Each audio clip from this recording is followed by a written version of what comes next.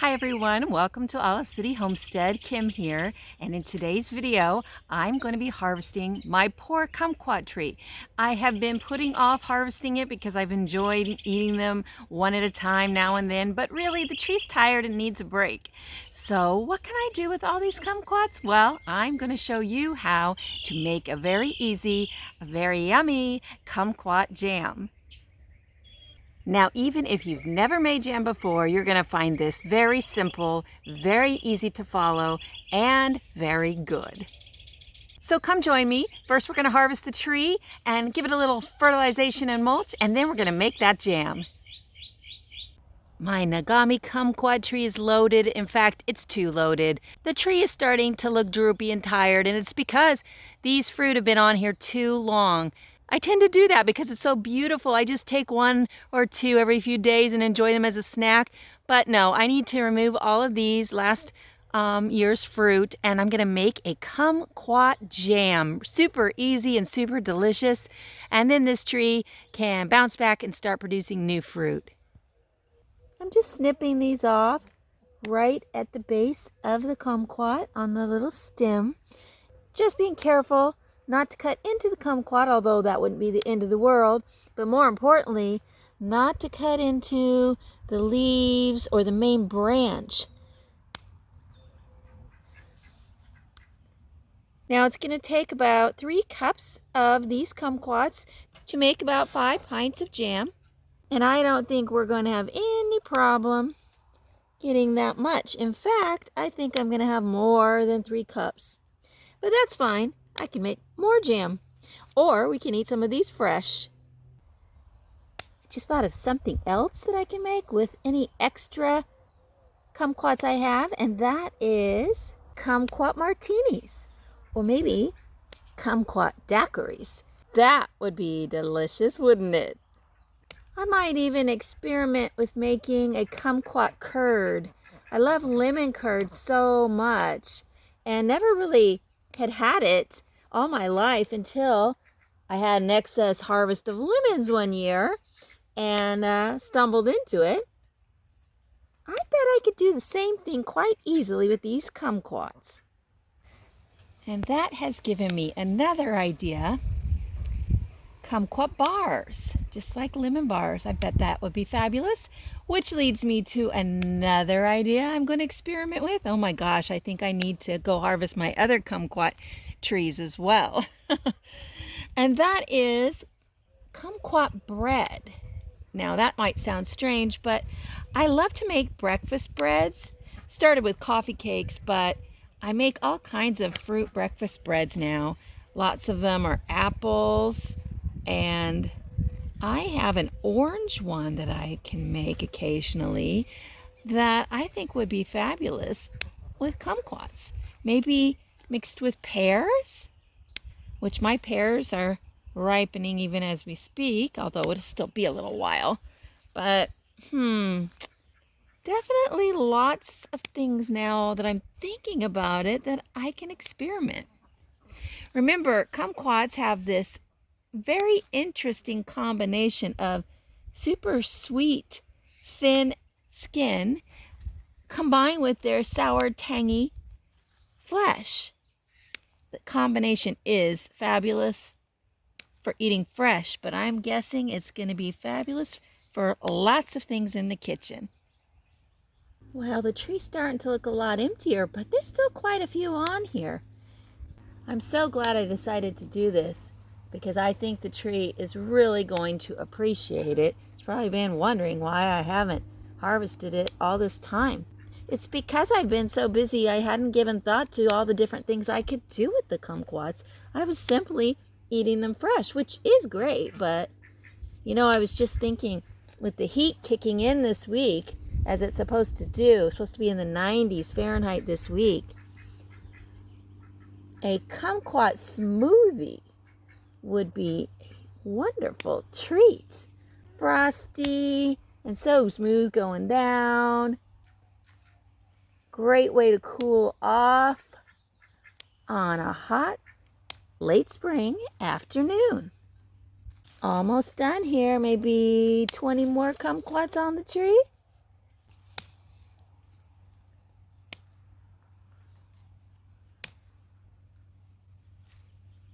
Oh, so many kumquats, so much deliciousness. I'd say there's about 4 cups of kumquats here, and that is a lot of kumquats to have fun with in the kitchen.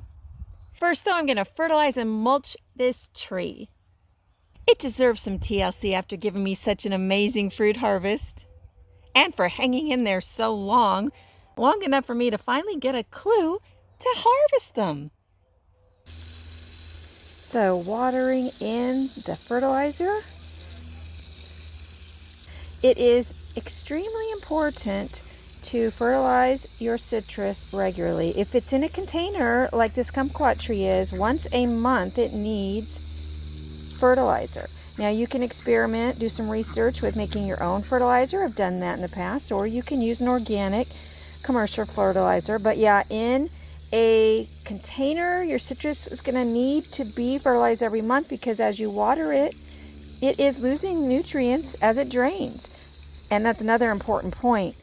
Your citrus needs really good drainage, because it likes a lot of regular watering, but it does not like to sit in water. So yeah, make sure you have good drainage on your containers. Now to mulch it. And there we go. I have put about 2 inches of my olive tree mulch. So this is olive branches, twigs, and leaves that were chipped together and have been sitting for a couple of years and are breaking down. And this is going to be a great mulch. Now, when I refertilize in a month, I'll just move the mulch back and fertilize under the mulch. But I can water right through it, and all the nutrients from it will leach down into the soil. A good mulch also for citrus might be some pine needles. They would love that. Some coffee grounds. They love that.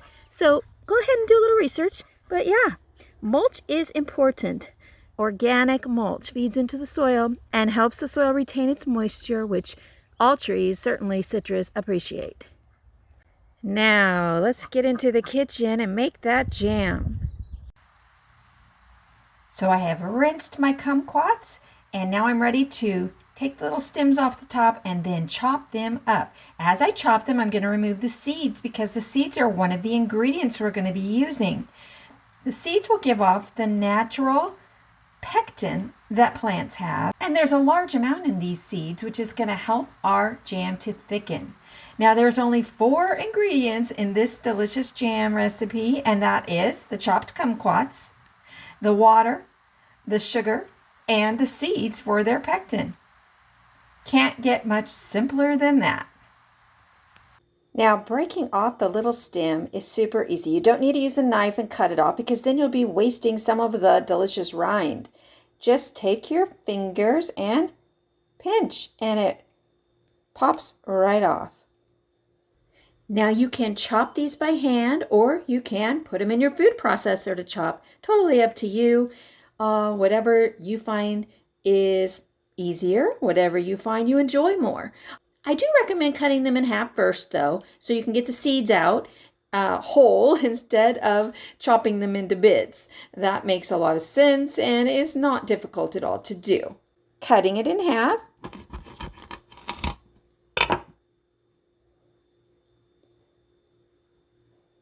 And you can see there are the seeds right there, 2 of them. You pop them out. Oh, actually 3. So 3 seeds in that kumquat, and I'm going to set them to the side. And once I have all the seeds, or a good amount, you don't necessarily need every single one, and you don't need to worry about how many there are. You'll have plenty in the amount that you're using. You're going to tie them into a piece of cheesecloth, a little muslin bag, something maybe that you use loose leaf tea in. I have a bunch of cheesecloths, so I'll just cut a section off and tie the seeds into them, and you're going to hang it into the pot with the chopped up kumquats in the water to soak for 8 hours. That's the first step. Pretty easy, just takes a little time. And this is what the kumquat will look like if you chop it by hand. Now, when I chopped I did about a half or 2/3 of a cup by hand, I found maybe 1 seed I had missed just by cutting them in half. So you are going to catch most of the seeds when you cut them in half, but cutting them in half again and again helps you find any kind of skinny flat seeds that might be left. Now, some of the kumquats had 1 seed, some had no seeds, and some had 5 seeds. There's no right or wrong. Just take the seeds out. And if you leave a couple of skinny flat ones in, you're not going to notice anyway, probably. Now, this kind of goopy mixture is what the kumquats will look like if you cut them in maybe fourths, and that's what I did, and then put them in the food processor. Either way will work to make your jam. Now it's time to get the seeds tied up into this cheesecloth, and I left a few on this spoon just to show you. Some of the seeds will be plump, almost round, others will be very flat and skinny, and some in the middle. It doesn't matter. They all have pectin, and they will all do the job of thickening and setting the jam. And there's my little bag of seeds, and I'm going to set it into the water. I could clip it to the top, but as long as the seeds are in the water, the pectin will do its job. I've now mixed what I'm going to call the pureed kumquat into the water. Although I will say that when I put it in and stirred it up, I still found plenty of bits that look like the kind I chopped by hand. So don't worry about those pieces of rind being in your jam. They're so soft. Most of them will be dissolved by the cooking process, and those that are in the jam, you won't even notice, except in a good way. So I have in here 4 cups of water and about 2 to 2.5 cups of the chopped / pureed kumquat mixture, and the bag of seeds full of their pectin. And it is sitting in the water, and I'm going to hang the strings over the side and top it with the lid and let this mixture soak for 8 hours. Then we'll add the other ingredient, the sugar, and cook it into a jam. And then, well, we can taste it. Kind of looks like a kumquat soup. Going to sprinkle about a 1/2 tablespoon of brown sugar right on top of the kumquat mixture. And now I'm going to stir it up.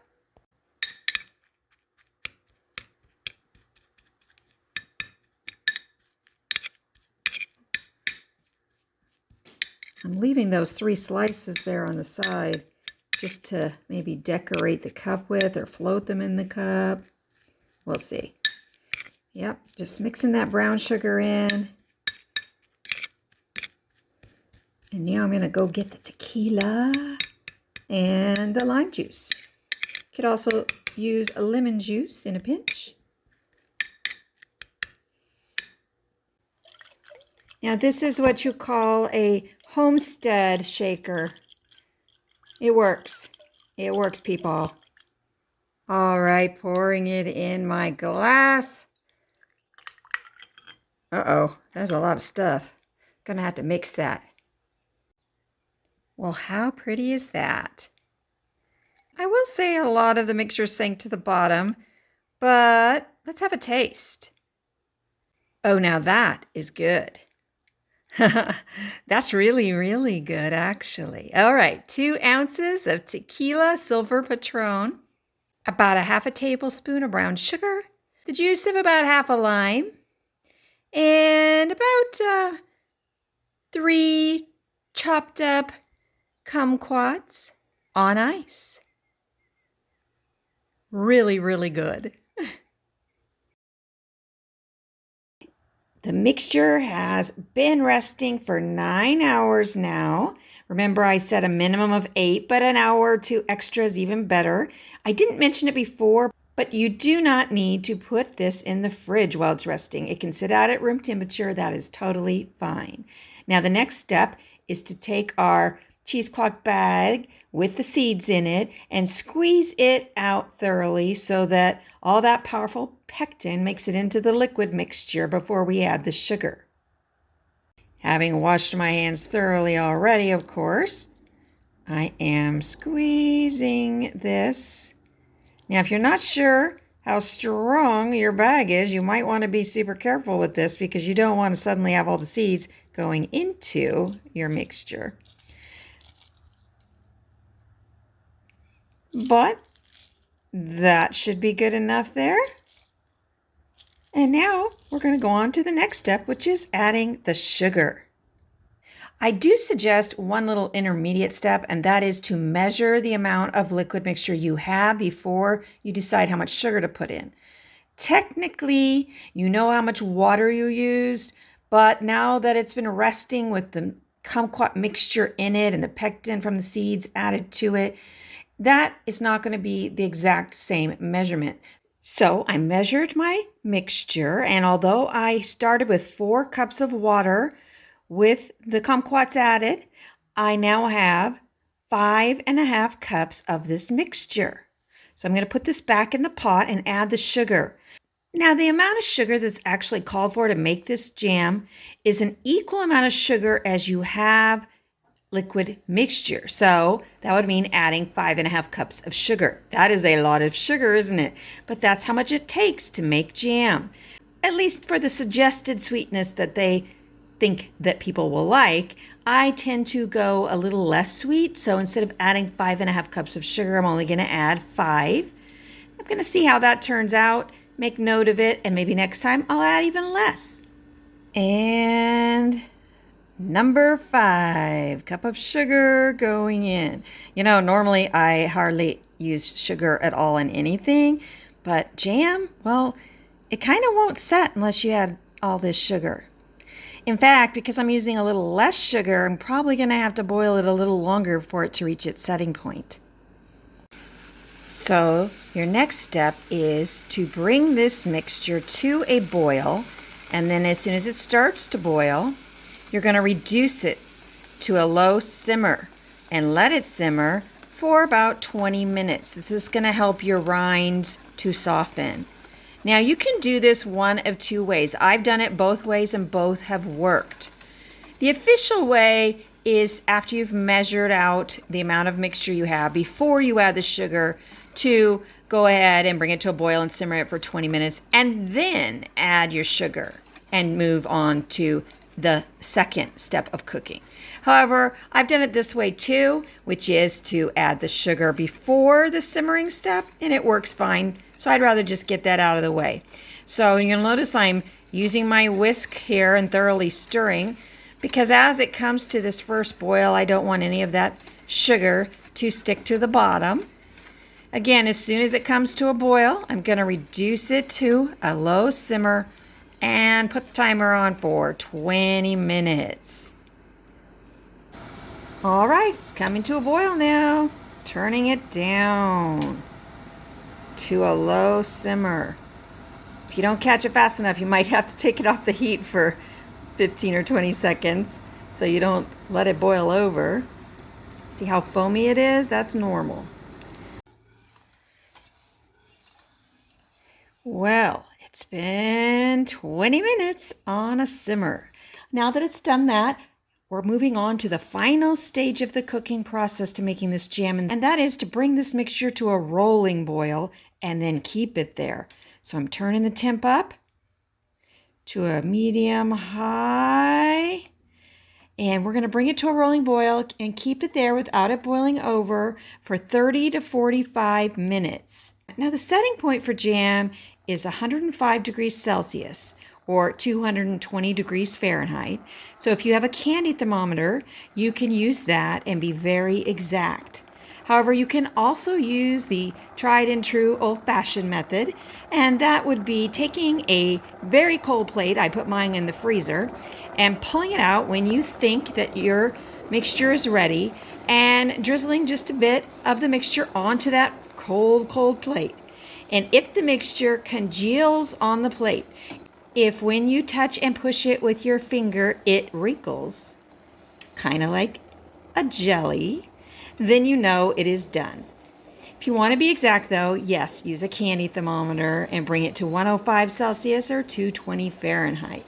At that point, you're going to remove it from the heat. Now, this is going to take 30 to 45 minutes to reach that point, so don't start your time until it comes to that rolling boil. Here we go. The boiling is starting. I do stir it occasionally, but I've had no issues with any kind of stickage, if that's a word. This is exciting. We're almost done. All right, it tried to boil over on me once. I quickly removed it from the heat, let it go down, and put it back on the heat, but at a slightly lower temperature. So now we're just on a medium rather than medium high, and we've still got a rolling boil going on. This is what will make the jam set. Let's see, are we up to 220 degrees Fahrenheit? We are, we're above it. All right. So it's been 40 minutes and we've hit the magic number. We can take this off the heat.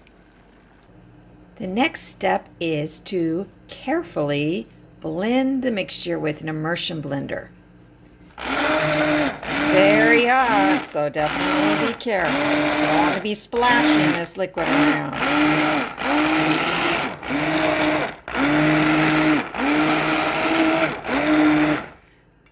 You know, this is another good reason, in my opinion, to do the food processor rather than just hand chopping your kumquats, because the food processor does most of the blending before you cook it.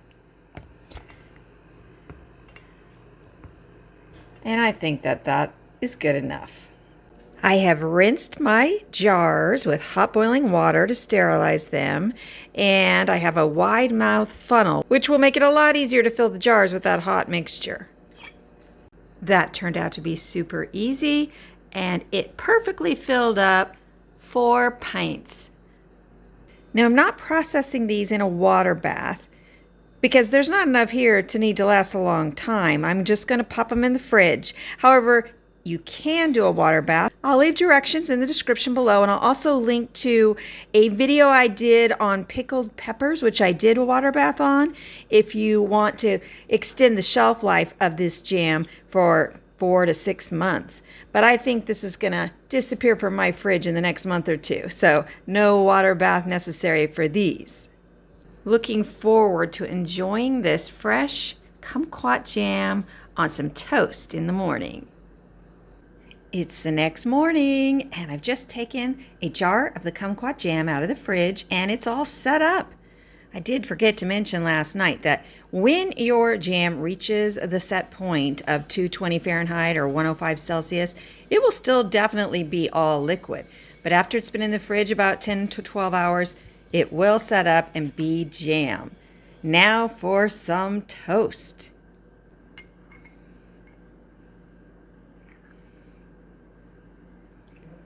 And there's our jam.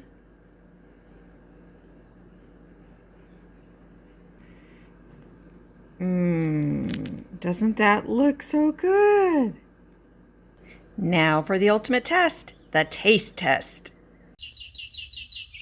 All right, no more putting it off. It's time to enjoy this kumquat jam on my toast with my coffee this morning in the garden.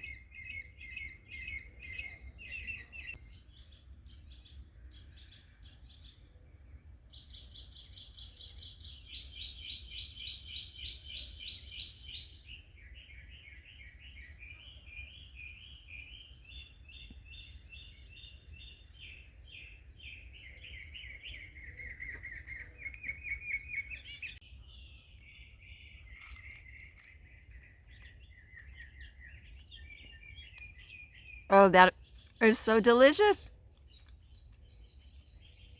Oh, you know, I'm really surprised, but I shouldn't be. It tastes just like fresh kumquats, which if you haven't had them before, are a taste you really deserve to try. You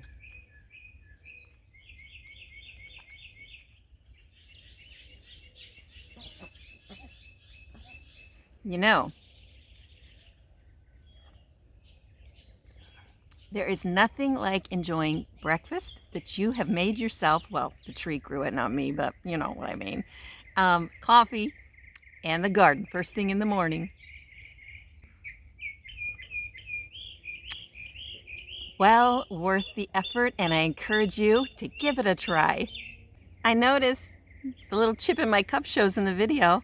Hey, I'm frugal, and this cup, one of my very favorite cups, so beautiful. When it chipped, I'm not going to throw it away. Still lots of years of enjoyment from it.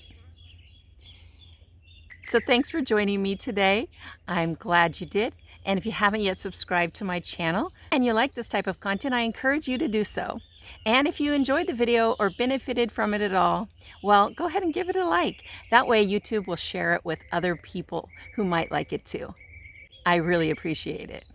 Now, I hope you have a great week and enjoy this end of spring or whatever season it is where you are.